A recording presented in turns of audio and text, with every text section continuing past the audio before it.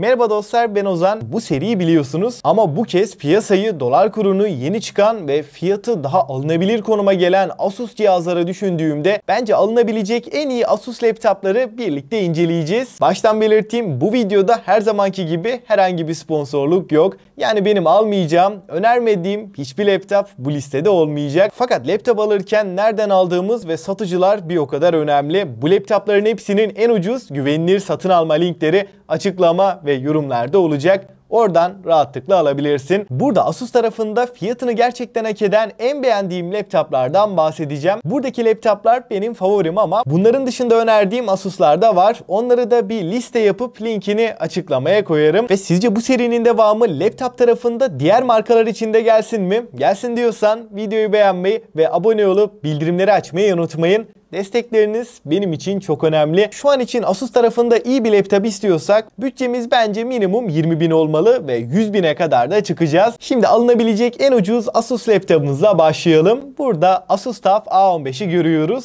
Ryzen 5 7. nesil bir işlemci burada kullanılmış. Ryzen 5 7. nesil 6 çekirdek ve 12 threadlik bir yapıya sahip. 8 GB 5600 MHz RAM'lerin yanında 512 SSD ve RTX 3050'nin 75 Watt versiyonu bu laptopta var. 15.6 inç Full HD 144 Hz IPS bir panelle geliyor ve bu ekran %62 sRGB renk gamutuna sahip. Açıkçası hem kompakt yapısı, malzeme kalitesi ve tasarım anlamında da benim en beğendiğim cihazlardan biri. Şu anda indirimde ama ön siparişte 22 Kasım'da alabileceğiz. Ve bu laptopun birebir aynı donanımla 2050 versiyonda var. Eğer bütçeniz 20.000 sınırında ve 2050 ile 3050 arasında çok bir farkın olmadığını düşündüğümde o da değerlendirilebilir. İkinci sırada ekran kalitesi ve performans anlamında çok daha iyi bir noktada olan Asus TUF A15'in 4050 versiyonunu görüyoruz. Ryzen 7 7. nesil 7435HS burada kullanılmış. 16 GB RAM. Burada laptopu aldıktan sonra bir yükseltmeyle uğraşmak istemiyorsanız çok daha mantıklı. Yine bu bütçelerde performans ve ekran olarak sağlam ancak taşıması kolay, sade tasarımlı bir laptop istiyorsan bu noktada Asus VivoBook 16X çok mantıklı. i5 13. nesil H serisi bir işlemci burada kullanılmış. 16 GB 8x2 5200 MHz DDR5 RAM'lerle gelirken 512 SSD ve RTX 4050'nin 70 Watt'lık versiyonunu görüyoruz. Evet, burada 4050'nin çok güçlü bir versiyonu kullanılmamış ama burada 1.8 kilogramlık ağırlık, 18 milimetrelik inceliği düşündüğümde hem taşınabilir ince hafif bir laptop, aynı zamanda batarya performansı da yüksek. 36.000 bandında Full HD Plus %100 sRGB ekranıyla özellikle video render, grafik tasarım veya çok yüksek bir oyun beklentim yok ama kompakt, tasarımı güzel, sade bir laptop istiyorum diyorsanız Asus VivoBook çok mantıklı. Fakat şu an sağlam bir indirimde. Normalde 38.000 bandında olan bir laptop. 40.000 bandında da sadece Asus tarafında değil genel laptop piyasasını düşündüğümde benim de 3 ay kullanıp gayet memnun kaldığım Asus TUF A15'in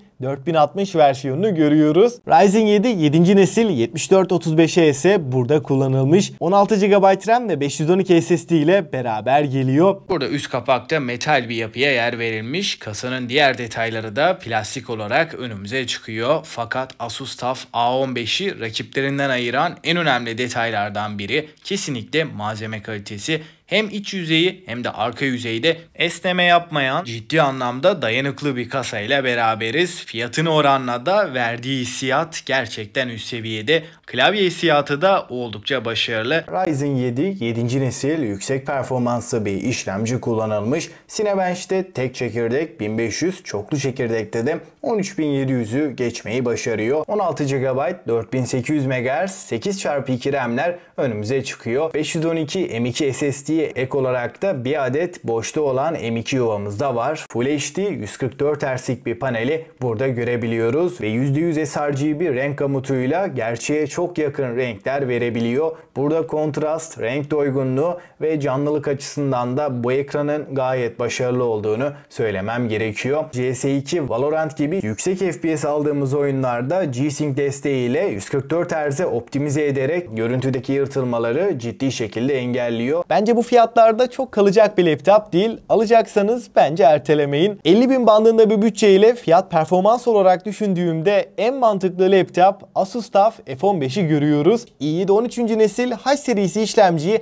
burada görüyoruz. RTX 4070'in 140 wattlık tam performans versiyonuyla karşılaşıyoruz ve burada ekran kartının gücünden tam olarak yararlandığımız Advanced Optimus desteği de bulunuyor. 16 GB RAM 8x2 4800 MHz olarak gelirken 15.6 inç Full HD 144 Hz IPS %100 sRGB olmasıyla renkleri olduğu gibi veriyor. Yani ekran kalitesi olarak da Photoshop, video edit gibi işlerle uğraşıyorsanız bu ekran kesinlikle yeterli olacaktır. Oyun tarafında da i7 13. nesil ve RTX 4070 çok iyi işler çıkartıyor. Last of Us gibi AAA oyunlarda en yüksek ayarlar 90-100 FPS'leri rahatlıkla görebiliyoruz. CS2, Valorant gibi e-spor oyunlarını 300 FPS üstünde oynayabiliyoruz. Genel olarak malzeme kalitesi ve klavye hissiyatı da başarılı bir laptop. Bu fiyatlarda da tartışmasız en iyi cihaz diyebilirim. İlk incelediğimiz Asus TUF A15'ten ne kasa kalitesi ne de soğutma sistemi anlamında herhangi bir farkı yok. 4070'li 60.000 bandında bir laptop arıyorsam da Asus ROG Strix G16 bu noktada en mantıklısı. i7 13. nesil 13650 HX işlemcisi kullanılmış. 16 çekirdek ve 24 threadlik bir yapıya sahip. RTX 4070'in de 140 wattlık tam performans halini görüyoruz. 16 GB RAM, 1 TB SSD'nin yanında 16 inç Full HD Plus ve 165 Hz'lik ekranla gelirken metal kasası tamamen RGB klavyesiyle tasarımsal açıdan da bir oyuncu laptopu olduğunu rahatlıkla hissettiriyor. Ki bu fiyat bandında soğutma ve kasa kalitesi yönünde en iyi laptop. Ve son sırada her anlamda düşündüğümde en üst seviye bir Asus laptop istiyorsam Asus ROG Strix G18 bu noktada en mantıklısı. i9 13. nesil 24 çekirdek ve 32 threadlik bir yapıya sahip. Hem render, mühendislik, AutoCAD, SolidWorks gibi uygulamalar için hem de oyun tarafında şu anda alabileceğiniz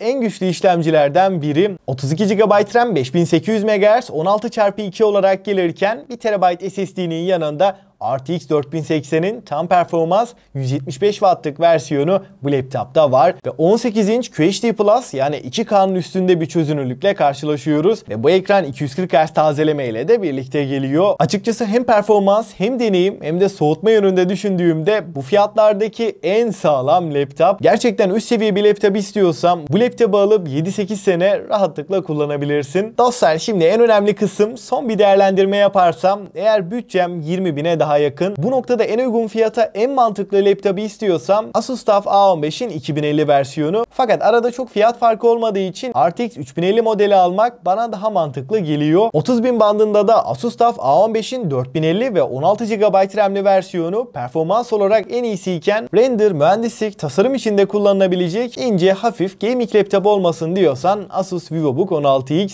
40.000 bandında bir bütçeyle de fiyat performans yönünde benim değişmeyen favorim Asus TUF A15'in 4060 versiyonu. Bu laptop genel olarak değerlendirdiğimde de piyasadaki en mantıklı cihazlardan biri. Bütçem 50.000 bandında ve 4070 laptoplar içinde düşündüğümde en mantıklı laptop Asus TUF F15. Ama ben gerçekten profesyonel bir laptop istiyorum. Yani hem işlemci hem ekran kartı, soğutması, ekran kalitesiyle her yönüyle eksiksiz bir laptop istiyorsam Asus ROG Strix G18 benim kesinlikle favorim. Ve açıkçası genel olarak bir özet geçersem şu anki piyasada hem fiyat hem deneyim hem de rakiplerine oranla düşündüğümde en iyi Asus laptoplar bunlardı. Ama bunların dışında önerdiğim Asus'lar da var. Onları da bir liste yapıp linkini açıklama ve yorumlara koyacağım. Tabii ki bu laptopların hepsinin de en ucuz, güvenilir satın alma linkleri açıklama ve yorumlarda var. Oradan rahatlıkla alabilirsin. Son olarak sizce bu serinin devamı laptop tarafında diğer markalar için de gelsin mi? Gelsin diyorsam videoyu beğenmeyi ve abone olup bildirimleri açmayı unutmayın. Serinin devamı tamamen size bağlı. Aklına takılan herhangi bir soru olursa mutlaka yorumlarda bekliyorum. Ve bu videodan bu kadar diyelim. Ben Ozan. Sonraki videoya kadar hoşça kalın.